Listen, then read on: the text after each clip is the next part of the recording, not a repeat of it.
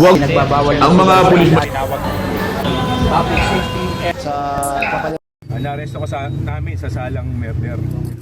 Sa bakanteng lote sa Camarin, Caloocan, na-corner at naaresto ng pulisya ang 23 anyos na lalaking ito hapon noong 22 ng Enero.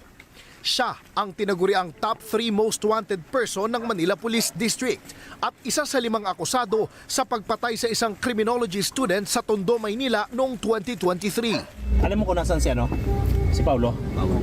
Makipagtulungan ka lang ha.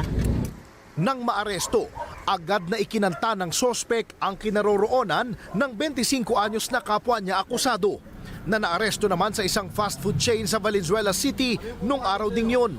Siya naman ang itinuturing na top 4 most wanted person sa Maynila. Bago ito, una nang naaresto ng pulisya ang top 1 most wanted na kasama rin ng mga akusado at 2 iba pa sa Maynila at Caloocan.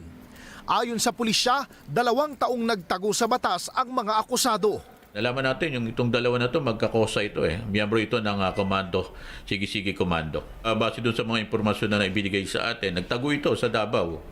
At akala nila malamig na yung sitwasyon at hindi titigil na tayo doon. October 20, 2023 nang pagtulungang bugbugin ng mga akusado ang 20 anyos na criminology student na si Randal Bonifacio sa Tondo, Maynila. Nagsimula umano ang gulo nang masagi ng biktima ang isa sa mga akusado sa labas ng bar. Sa autopsy report, blunt traumatic injuries ang ikinasawi ng biktima matapos pukpukin ng bato sa muka at ulo. Ang ina ng biktima na si Amelia, sa huling isinuot na uniforme na lang ng anak, humuhugot ng lakas. Sinira nila yung buhay ng anak ko. Pinatay nila yung anak ko nang walang kalaban-laban. Gayunpaman, hustisya na anyang maituturing ang pagkakadakip sa mga akusado. Masayang-masaya po ako dahil kahit na hindi pa sila kumpleto, anak, tuloy ang laban. Hindi ako titigil hanggat hindi sila nakukulong lahat.